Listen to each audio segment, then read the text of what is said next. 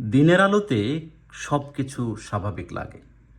মানুষ, হাসি, কোলাহল আর এক স্বপ্নের মতো সুন্দর একটি দ্বীপ, সেন্ট মার্টিনস আইল্যান্ড। কিন্তু সূর্য যখন ধীরে ধীরে ডুবে যায় আর শেষ আলোটা মিলিয়ে যায় সমুদ্রের ভেতরে, ঠিক তখনই এই দ্বীপটা বদলাতে শুরু করে। আলো নিভে যায়, মানুষ হারিয়ে যায়, শব্দ থেমে যায়, আর তারপর শুরু হয় এক অন্য জগৎ।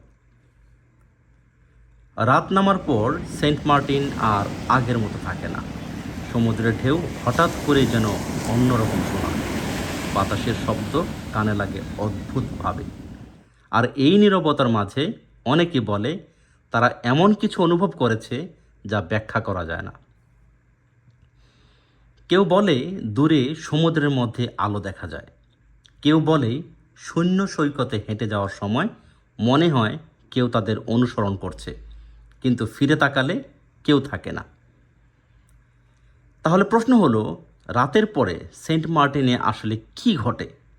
এই দ্বীপ কি শুধু একটা টুরিস্ট স্পট, নাকি এর অন্ধকারের ভেতরে লুকিয়ে আছে আরও কোনো অজানা সত্য? আজকের এই এপিসোডে আমরা প্রবেশ করব সেই অন্ধকারে, যেখানে শুধু চোখ দিয়ে না, অনুভূতি দিয়ে দেখতে হয়।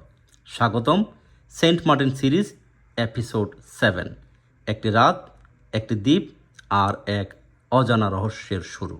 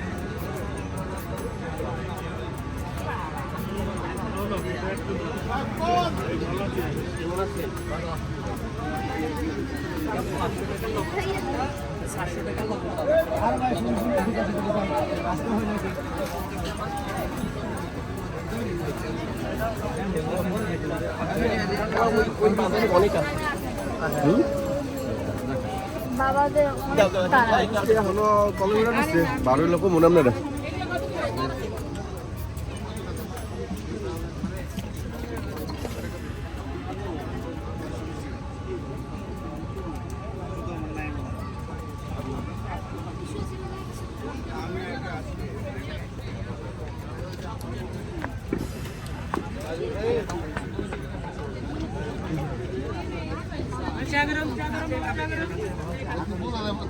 থাকবো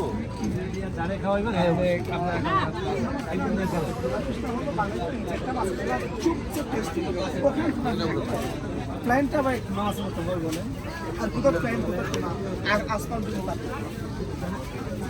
দেখাইছি আপনাকে এবার দেখাই দিচ্ছেন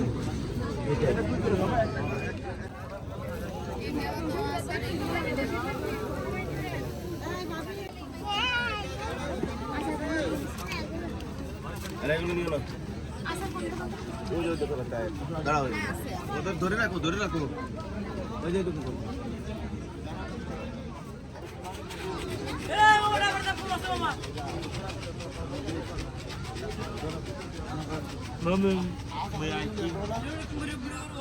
সূর্য ডুবে যাওয়ার সাথে সাথে দ্বীপের রং বদলাতে শুরু করে। রিসোর্টের আলো জ্বলে ওঠে, কিন্তু অন্ধকার ঢেকে ফেলে সমুদ্রকে। এই সময় থেকে শুরু হয় সেন্ট মার্টিন নাইট মিস্টারি। রাত যত গভীর হয়, সমুদ্রের শব্দ তত বদলে যায়। দিনের শান্ত ঢেউ রাতে হয়ে ওঠে অস্থির। অনেকে বলে এই সময় সমুদ্রের শব্দে এক অদ্ভুত ছন্দ থাকে, যেন কেউ কিছু বলতে চাইছে। রাত 10টার পর দ্বীপের অনেক জায়গা একেবারে ফাঁকা হয়ে যায়। বিশেষ করে মূল গ্রাম থেকে একটু দূরে গেলে আপনি নিজেকে পুরোপুরি একা মনে করবেন। এই সময় অনেক ভ্রমণকারী বলেন তারা এমন কিছু অনুভব করেছেন যা ব্যাখ্যা করা কঠিন।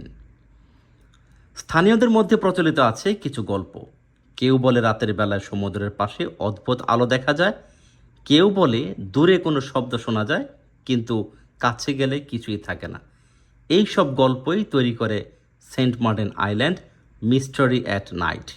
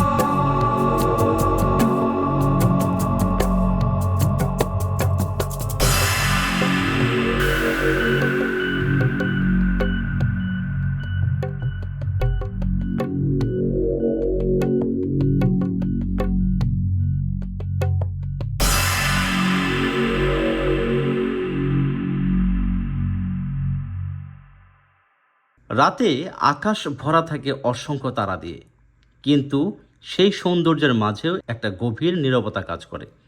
এই নীরবতা অনেকের কাছে শান্তি, আবার অনেকের কাছে ভয়।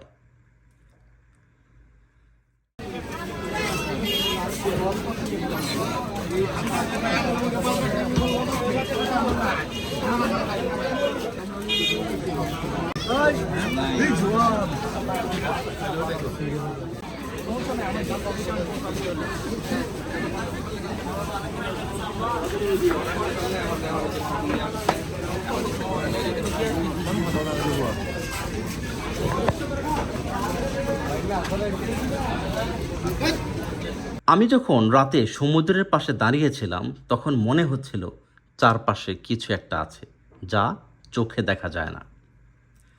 সেন্ট মার্টিন শুধু একটা ভ্রমণ স্থান না, এটা একটা অনুভূতি। দিনের আলোতে একরকম আর রাতের অন্ধকারে সম্পূর্ণ অন্যরকম। যদি ভিডিওটি ভালো লেগে থাকে একটা লাইক দিন, আপনার অভিজ্ঞতা কমেন্টে শেয়ার করুন, আর এমন রহস্যময় ভ্রমণ গল্প পেতে চ্যানেল সাবস্ক্রাইব করে পাশে থাকুন। এই সিরিজের অন্যান্য পর্বগুলোর লিঙ্ক ডেসক্রিপশন বক্সে দেওয়া আছে।